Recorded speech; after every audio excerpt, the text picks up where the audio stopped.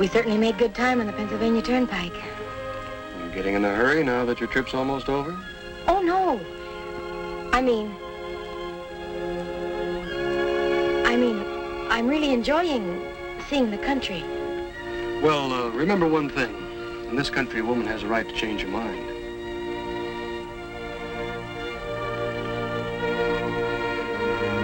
Now we're coming to another post house.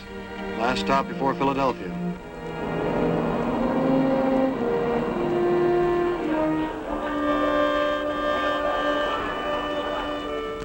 Well, if we'd have been here 180 years ago, we might still have eaten Philadelphia scrapple and cherry pie. But I doubt if we'd have been drinking iced coffee. No. There wouldn't have been this many people, I bet. No, you're right. Although the roads were all pretty well traveled in 1776, bringing delegates to the Continental Congress. They came from all corners of the 13 colonies, by stage, by colonial coach, and by horseback. Men who were on their way to keep their date with history. And naturally, there were delegates from Boston to report firsthand on Massachusetts' answer to the stamp tax. A secret organization of patriots. We'd call them underground today. The Sons of Liberty staged the famous Boston Tea Party. Disguised as Indians, they threw 3 shiploads of heavily taxed tea into the harbor. So the delegates were gathering in a building that still stands in Philadelphia.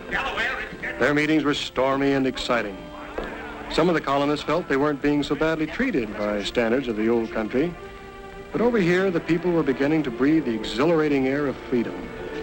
It was a new idea in the world, and they liked it. But it was a dangerous idea to espouse.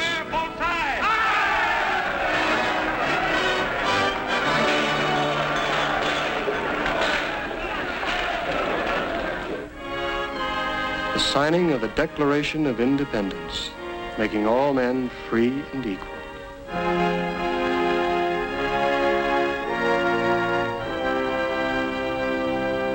Why so large a signature, my friend?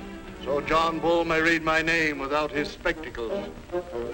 We must hang together, or else most assuredly we'll all hang separately.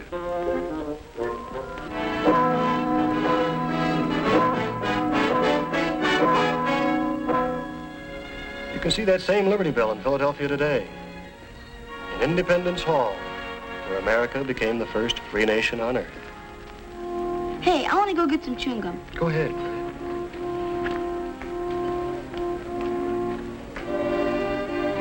We better get back to the bus.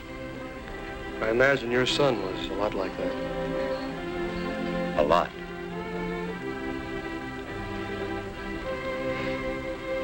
I have an idea. You know, there are shrines and memorials to all our wars. America is still paying the price for liberty even to this year of 1900 and now.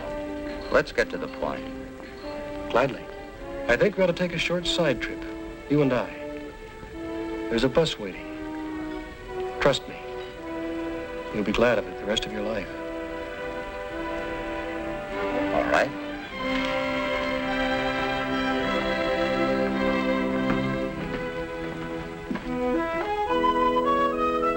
So it is that when the rest of the party rolls into Philadelphia, Schroeder and the friendly stranger are missing. And these two have a problem of their own growing more acute by the moment. Okay. I'll stick around while you phone him. Yes. Yes, dear. All right. Goodbye, Waldo.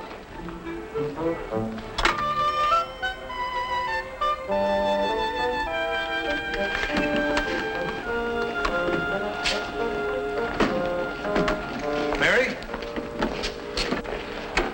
Did you tell him about us? I couldn't. Not just like that. Maybe that'll help you make up your mind. Thanks. It does. You and your football manners.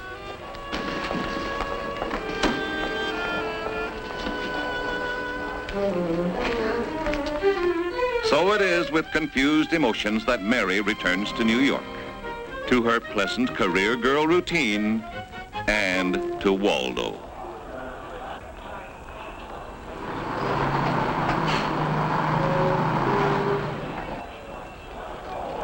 Mary! Hello, Waldo.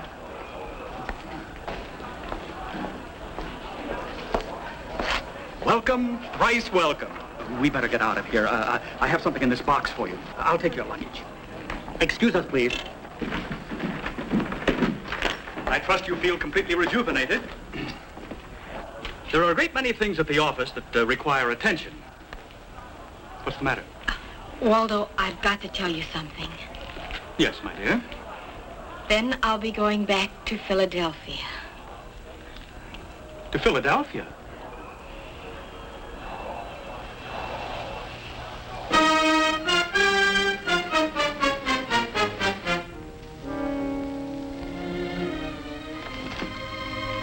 You did say 3 o'clock, didn't you? He better be here at 3, and he better sign that contract. He will. We'll need the money.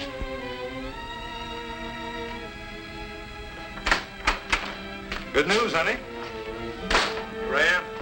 Could tell the old man. Mary. But you... Now, what kind of language is that? Yeah, but Waldo. What about Waldo? Does that answer your question? The ring never belonged there in the first place. It belonged to my mother, really. I just switched it. Well, Bill Roberts, you've got the ball. Now carry it.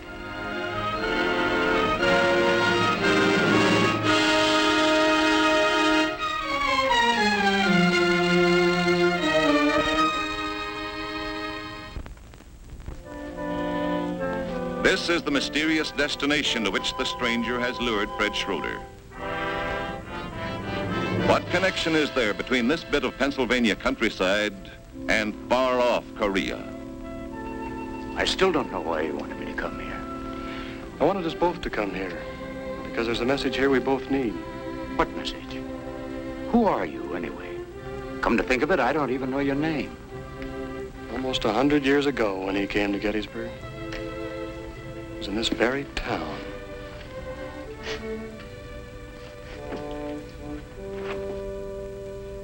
You're comfortable, Mr. President? Mrs. Wills and I want this night to be as easy for you as it will be memorable for us. That's very kind of you, Judge.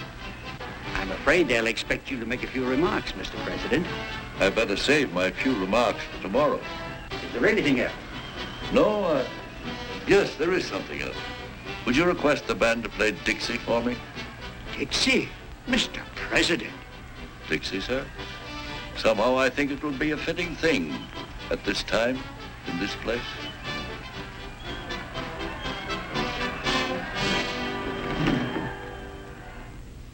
Fellow citizens, the President is very tired, and he'd like to be excused until tomorrow. He asks that the band play Dixie. Dixie? Why, what does he mean by that? Don't you know that Gettysburg is in Pennsylvania?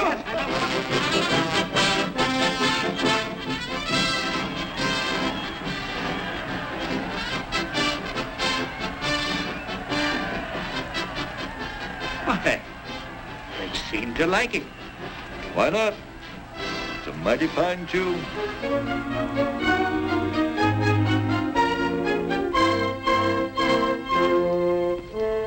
I think you can hear it here. Listen. I don't hear anything. I don't Listen. Beside that monument. That's where Abraham Lincoln stood to deliver his Gettysburg Address.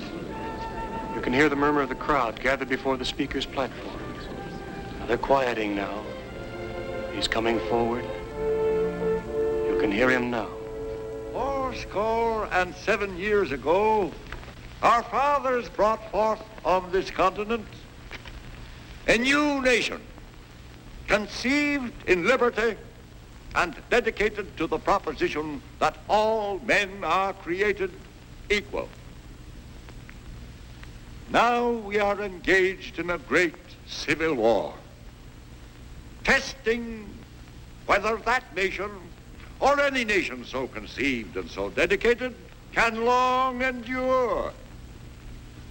We are met on a great battlefield of that war. We have come to dedicate a portion of that field as a final resting place for those who here gave their lives, that that nation might live, that from these honored dead, we take increased devotion to the cause for which they gave the last full measure of devotion.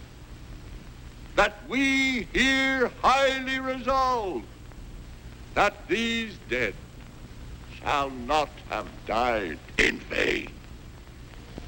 That this nation, under God, shall have a new birth of freedom, and that government of the people, by the people, and for the people shall not perish from the earth. Did you hear that, Schroeder? Did you hear that? That was the message we both needed. That these dead shall not have died in vain.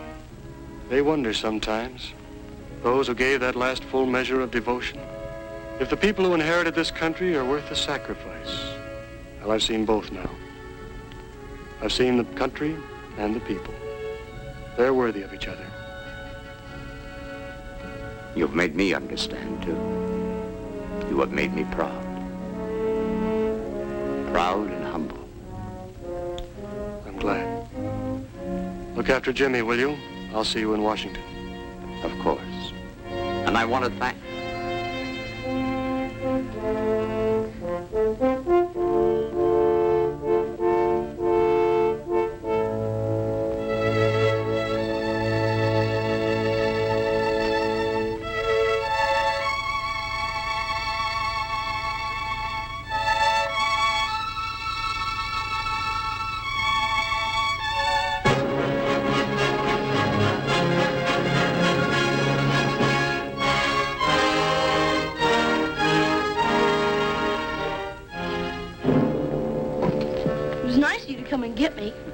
I wanted you here with me, Jimmy.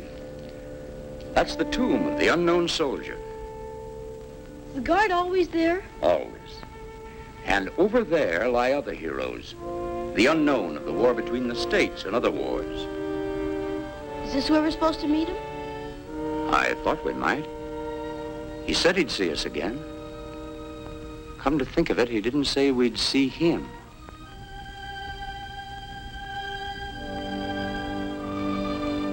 He was kind of strange, but nice. I wonder what he does. I don't know, Jimmy. But whatever it is, I have a feeling his job is done. And to think we never even knew his name.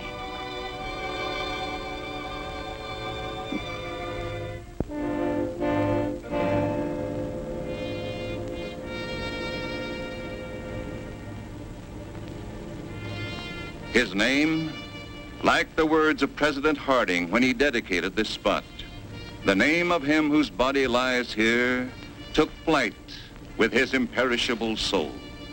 We know only that his death marks him with the everlasting glory of an American who died for his country.